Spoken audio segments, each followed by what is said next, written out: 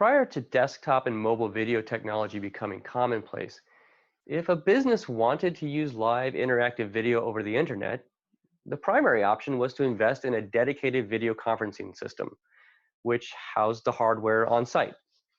The investment typically required an additional investment in IT services to support and maintain the equipment. As these were rather expensive endeavors, usage was typically limited to conference rooms and boardrooms of large companies. This greatly influenced the design of this technology, and attention was given to the infrastructure needs of those clients. At the time, in the late 1990s and early 2000s, if you wanted to use this type of equipment to see patients, there really were few other options available in the market. So the decision to use dedicated video conferencing systems was pretty straightforward. A growing number of cloud-based video services offering healthcare compliant solutions have significantly reduced the obstacles to incorporating online video communication tools for a business.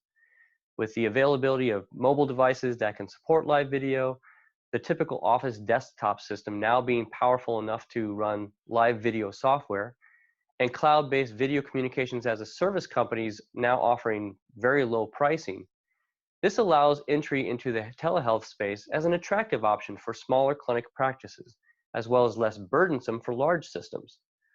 Organizations that have invested in dedicated equipment in the past have reasons to continue to leverage on-site hardware technology, while smaller practices have the option of avoiding dedicated or on-site installations altogether.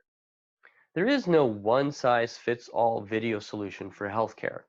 This toolkit will aim to describe the primary options with information to help each provider or organization begin their path towards a well-informed decision that meets their individual need. Because video is being used now across many aspects of operations, any organization looking for an initial or additional investment in video technology should first identify planned uses for video technology beyond direct patient care. If the only use case for video is for direct patient care, isolated from other workflows, then almost any option will suffice, with the understanding that decisions around features or planned use of peripheral equipment make some options more attractive than others.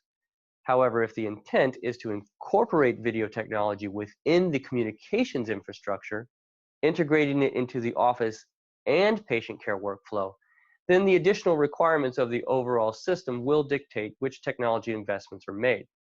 How a company culture thinks about video can also impact the approach for an investment. If the culture is to think of a video system primarily as a tool for the physician to communicate with the patient, then the justification for that investment will be made and viewed strictly around the financials of that activity. However, if video is considered as just another means of communication for the entire office or system, then the financial return on investment can be spread out across a wider set of activities and customer service interactions.